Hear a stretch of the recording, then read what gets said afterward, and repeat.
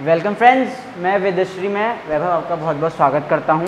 तो आज हम अपने एक नए टॉपिक में, एक नए चैप्टर में हम एक कदम रखने वाले हैं, जो है organisation in the living world. आपका मेन हेडिंग है, उसके अंदर एक हेडिंग आती है बायोडाइवर्सिटी, जिसे हम बोलते हैं विविधता। ठीक है, तो आज हम बायोडाइवर्सिटी करने वाले हैं। बायोडाइवर्सिटी भी दो तरीके की होती है। पहले बायोडाइवर्सिटी इन प्लांट्स या प्लांट डाइवर्सिटी या एनिमल डाइवर्सिटी, यानी पौधों में विविधता और जीव जंतुओं में विविधता। आज हम करने वाले हैं पहले तो बायोडाइवर्सिटी, उसके बाद हम प्लांट डाइवर्सिटी में आएंगे। पहले बायोडाइवर्सिटी होती क्या है। बायोडाइवर्सिटी, आप ये इसको मैं दो शब्दों में काट के आपको समझाऊंगा। बायोडाइवर्सिटी, बायो का मतलब क्या होता है, बोथ प्लांट्स एंड एनिमल। ठीक है, और डाइवर्सिटी का मतलब क्या होता है, डिफरेंट वेराइटीज़। फिर चाहे वो कहीं पे भी हो, पूरे विश्व में जितनी डाइवर्सिटी हैं या जितनी वैरायटी आपकी प्लांट और एनिमल की मिक्स हो जाती हैं, तो उसे हम बोलते हैं बायोडाइवर्सिटी। तो बायोडाइवर्सिटी यही है। बायोडाइवर्सिटी इट इज़ द, या हम बोल सकते हैं कि जितने भी वैरायटी हैं, ठीक है, जितनी भी वैरायटी हैं आपकी प्लांट्स की, एनिमल्स की, आपकी मतलब जितनी लाइफ आपकी इस पूरी अर्थ में है, it is the combination of the total variety of life present in earth. ठीक है, साइंटिस्ट लोग क्या कर सकते हैं, scientist they can only assume, वो सिर्फ एक अंदाज़ा लगा सकते हैं कि हमारे अर्थ में इतनी स्पीशीज़ प्रेजेंट होंगी। उनको एक्यूरेट नंबर नहीं पता है, क्योंकि वैरायटीज़ इतनी हैं। आप एक जगह में जाओगे, आपको पता चलेगा कि इस जगह में इतनी वैरायटी है। फिर आप सेकंड जगह में जाओगे, आपको पता चलेगा कि इस जगह में इतनी वैरायटी है। बट आप एग्जैक्टली आप पता नहीं कर सकते। जैसे आप आसमान में तारे नहीं गिन सकते, आपको लगता है कि मैंने जितना आसमान देख लिया उतने ही तारे हैं। ठीक है, हम बचपन में करते थे ऐसा। बट जैसे जैसे आप अपनी शिफ्टिंग करोगे, जैसे जैसे आप नेविगेट करोगे, आप एक जगह से दूसरी जगह में जाओगे, तो आप देखोगे कि तारे क्या हैं, काउंटलेस हैं, दे आर इनफाइनाइट, उनको काउंट नहीं किया जा सकता, दे आर अनकाउंटेबल। ठीक है, वो गिनती करने वाले नहीं है। तो वैसे ही हमारी स्पीशीज़ या हमारी वैरायटी जितनी है लाइफ की, जितनी प्रेजेंट है हमारे अर्थ में, that is also is not accurate.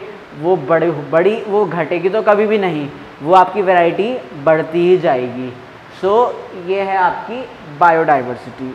अब है हम इकोसिस्टम डाइवर्सिटी पढ़ रहे हैं। इकोसिस्टम डाइवर्सिटी क्या है, आपका इकोसिस्टम में क्या क्या होते हैं, plants, animals, human beings, micro organisms और जो आपके नॉन एबायोटिक फैक्टर्स होते हैं, जैसे वाटर, एयर, इन सबको लेके एक सिस्टम बनता है जिसमें ये सब कार्यरत होते हैं, एक साथ काम करते हैं, एक फंक्शनल यूनिट की तरह। वो होता है आपका इकोसिस्टम, उसको हम इकोसिस्टम बोलते हैं। अब इकोसिस्टम डाइवर्सिटी क्या होती है।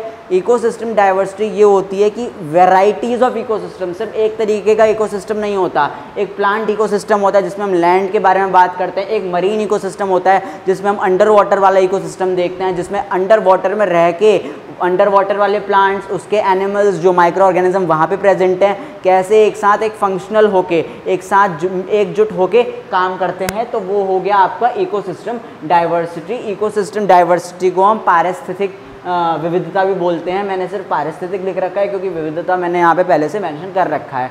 तो इकोसिस्टम डाइवर्सिटी आपकी क्या है, पारिस्थितिक विविधता। फिर से बताऊंगा, इसमें सब ecosystem it is a joint connection. ठीक है, ये एक जॉइंट नेटवर्क है और सारे पौधों का, पेड़ पौधों, जंतुओं का और जितने भी माइक्रो ऑर्गेनिज्म हो गए, यानी वो ऑर्गेनिज्म जिनको हम माइक्रोस्कोप से देख सकते हैं, उनका ये सब मिश्रण आपका क्या है, पारिस्थितिक विविधता में आ जाता है। उसके बाद इनका इकोसिस्टम डाइवर्सिटी एक और चीज़ है कि इनका जो स्ट्रक्चर है, या स्ट्रक्चर की पहले बात छोड़ दो, कंपैरिजन। अगर हम कंपैरिजन की बात करते हैं इकोसिस्टम डाइवर्सिटी में, तो अगर हम कंपैरिजन करने बैठेंगे तो एक इकोसिस्टम अपने दूसरे इकोसिस्टम से बहुत अलग होगा। For example, marine ecosystem will be different from terrestrial ecosystem. Terrestrial माने जो आपके लैंड वाले होते हैं, एक्वेटिक माने जो आपके पानी वाले होते हैं। तो टेरेस्ट्रियल इकोसिस्टम आपका डिफरेंट होगा फ्रॉम एक्वेटिक इकोसिस्टम। अब हम बात करते हैं स्पीशीज़ डाइवर्सिटी, यानी प्रजातीय। आपको पता है प्रजाति, स्पीशीज़ को हम क्या बोलते हैं, हिंदी में प्रजाति बोलते हैं। तो जब हमें एक से ज़्यादा प्रजातियां या बहुत तरीके की प्रजातियां अगर हमें दिखती हैं एक जगह पे, तो हम उसको बोलते हैं प्रजातीय विविधता। जैसे मान लीजिए हमारे आपके कॉलोनी में बहुत सारे डॉग्स हैं, Labrador, golden retriever, German shepherd, Pomeranian, ये सब क्या हैं आपकी एक ही सिंगल ऑर्गेनिज्म की अलग अलग प्रजातियां हैं। मतलब उनमें क्या होंगे, कैरेक्टर सेम होंगे, बट उनकी क्या होगी, स्पीशीज़ अलग अलग होगी। तो स्पीशीज़ होती क्या हैं, आपकी प्रजाति होती हैं, और स्पीशीज़ डाइवर्सिटी क्या होती है, ग्रुप ऑफ ऑर्गेनिजम्स जिनमें क्या होते हैं, जिनकी ब्रीड सेम और डिफरेंट ब्रीड्स होती हैं, बट आपके वो एक उनका सिंगल सोर्स आपका सिंगल होता है। उनका दूसरा फीचर ये होता है कि वो लोग एक दूसरे के साथ क्या कर सकते हैं, इंटरब्रीड कर सकते हैं, यानी मेटिंग कर सकते हैं, और उनके कैरेक्टरिस्टिक्स क्या होते हैं, इनहेरिट हो सकते हैं from one generation to another. Example मैं आपको बताऊंगा, अगर मान लीजिए हमारे पास एक डॉग है गोल्डन रिट्रीवर और एक डॉग है हमारे पास लैब्रा, तो ये दोनों हैं आपके क्या हैं, एक ही स्पीशीज़ के हैं मगर डिफरेंट ब्रीड्स हैं, ठीक है। तो जब हम इनकी मेटिंग करवाएंगे तो हमें जो सी डॉग मिलेगा उसमें लैब्राडोर और गोल्डन रिट्रीवर दोनों के क्या होंगे, फीचर्स होंगे। तो ये हमें एक क्या मिल गई, एक थर्ड वैरायटी ऑफ स्पीशीज़ मिल गई। तो ये होती है आपकी स्पीशीज़ डाइवर्सिटी। अब इसमें आपको एक बात नोट कराने की ज़रूरत है, पूरे ग्लोबली अगर हम बात करें तो 5 से 30 मिलियन स्पीशीज़ रिकॉर्ड करी गई हैं। नंबर ज़्यादा भी हो सकता है मगर एक अप्रॉक्सीमेट निकाला गया है जिसके अनुसार 5 से 30 मिलियन स्पीशीज़ पाई गई हैं ऑफ डिफरेंट ऑर्गेनिजम्स पूरे ग्लोब में। याद रखना, जब हम ग्लोबली बोलते हैं तो हम पूरे ग्लोब की बात करते हैं, ठीक है, और या इसको हम वर्ल्ड वाइड भी बोलते हैं, ठीक है। तो सिनोनिम्स है, आपको कंफ्यूज नहीं होना, नंबर याद रखिए 5 से 30 मिलियन। और स्पीशीज़ डाइवर्सिटी क्या होती है, वो ऑर्गेनिज्म जो इंटरब्रीड कर सकते हैं और जिनके कैरेक्टरिस्टिक्स एक दूसरे से इनहेरिट हो सकते हैं from one generation to another generation, उसको बोलते हैं, उस वेराइटी ऑफ डाइवर्सिटी को क्या बोलते हैं, स्पीशीज़ डाइवर्सिटी बोलते हैं। अब आते हैं हम जेनेटिक डाइवर्सिटी पे। जेनेटिक डाइवर्सिटी क्या होती है, जेनेटिक डाइवर्सिटी को अनुवांशिक भी बोलते हैं, अनुवांशिक विविधता भी बोलते हैं। अभी जेनेटिक वर्ड कहाँ से आया, जीन से आया। अब हमने बचपन में पढ़ा है, 9th-10th में भी पढ़ा है कि जो हमारा मेन यूनिट होती है हेरिडिटी की, वो क्या होती है, जीन्स होती है। जीन्स क्या होती हैं आपकी, जीन्स किस में होती हैं, आपकी न्यूक्लिक एसिड्स में होती हैं और आपके क्रोमोसोम्स में होती हैं। ये जीन्स का काम क्या होता है, आपके जो पेरेंट्स हैं उनसे कैरेक्टरिस्टिक्स उनकी लेके ट्रांसफ़र करना टू योर बॉडी, या from one generation to another generation. जो ट्रांसमिशन होता है वो किसका होता है, जीन्स का होता है। और जहाँ पे हमें बहुत सारे वैरायटी ऑफ ऑर्गेनिज्म मिलेंगे जिनकी डिफरेंट जीन्स होंगी, वो किस में आ जाएगा, आपका जेनेटिक डाइवर्सिटी में आ जाएगा। देन का ये हो गया आपका जेनेटिक डाइवर्सिटी। फिर इसमें आपको एक चीज़ और याद रखने की ज़रूरत है कि ये जीन्स हमें क्या दे, ये जीन्स किस लिए रिस्पॉन्सिबल होती है, ठीक है। मैं यही नहीं बताऊंगा कि ये जीन्स क्या होती है, इसके अलावा जो हमारी डिफरेंट जीन्स होती हैं, फिर चाहे वो हमारा फिज़िकल साइज़ है, हम दिखते कैसे हैं, हमारा बॉडी कलर कैसा है, ठीक है, हमारा बॉडी कलर कैसा है, हमारी सेक्सुअलिटी क्या है, ठीक है, हमारी सेक्सुअलिटी, हमारा बॉडी कलर, हमारा फिज़िकल अपीयरेंस, हमारा हाइट, ठीक है, हमारा वज़न कितना है, हमारी लंबाई कितनी है, ये सारी चीज़ कौन डिसाइड करते हैं, ये हमारे जीन्स डिसाइड करती हैं। क्योंकि और ये जीन्स हमें क्या होती हैं, हमारे पेरेंट्स से इनहेरिट होती हैं। एग्जांपल बताऊंगा, फॉर एग्जांपल एक पेरेंट है आपके क्या हैं, बहुत लंबे हैं, ठीक है, फादर किसी के बहुत लंबे हैं और किसी की मदर क्या हैं, इंटरमीडिएट, यानी ना हाइट छोटी है और ना बहुत ज़्यादा बड़ी है। तो जब इन जीन्स का ट्रांसफ़र होगा, ए और बी की मेटिंग होगी और जो सी प्रोडक्ट निकलेगा, तो ये हो सकता है कि इन दोनों के जीन्स के ट्रांसमिशन से इस सी ऑर्गेनिज्म की क्या होगी, हाइट, या तो 3 प्रोबेबिलिटीज़ हो सकती हैं कि उसके फादर के जीन से उसको उसकी हाइट मिल गई और वो बहुत लंबा हो गया, या अपनी वो मदर के बराबर हो गया, इंटरमीडिएट, या वो अपना ना फादर के बराबर ना मदर के बराबर, एक बहुत ही नॉर्मल और एवरेज हाइट जिसे बोल सकते हैं।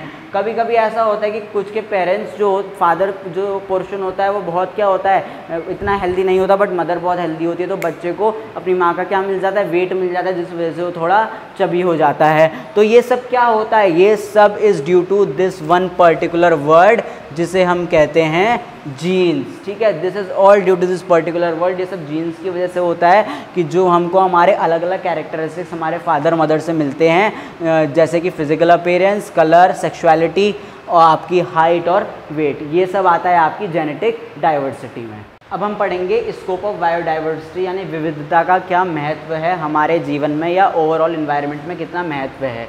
तो बायोलॉजिकल डाइवर्सिटी, या जिसे हम बोलते हैं जैविक विविधता, जैविक विविधता क्या है, आपका मेन सोर्स है, उसमें जितने भी आपके मटेरियल्स आते हैं वो सारा क्या है, इज़ द मेन सोर्स, जिसमें हम क्या करते हैं, डिपेंड करते हैं। हम प्लांट्स पे डिपेंड करते हैं, हम एनिमल्स पे डिपेंड करते हैं, हम जो नॉन लिविंग थिंग्स होती हैं वो भी डाइवर्सिटी वैरायटी में आ जाती हैं, हम उन पर डिपेंड करते हैं। तो ये है आपका इट इज़ द फर्स्ट, ये पहला पॉइंट है कि जो जैविक विविधता है वो क्या है, it is the source on which human depend, जिसमें मानव क्या है, पूरी तरीके से निर्भर है। देन हम बात करेंगे, एक एग्जांपल दे रहा हूँ मैं आपको कि 80% पॉपुलेशन, हम जितनी ह्यूमन पॉपुलेशन है उसमें से 80% पॉपुलेशन किस पे डिपेंड करती है, प्लांट और एनिमल से जो मेडिसिन डिराइव होती है, जो हम मेडिसिन खाते हैं, जो प्लांट्स और एनिमल से एक्सट्रैक्ट या डिराइव करी जाती है, 80% पॉपुलेशन हमारी डिपेंड करती है उन मेडिसिन पे that are derive from plants and animals.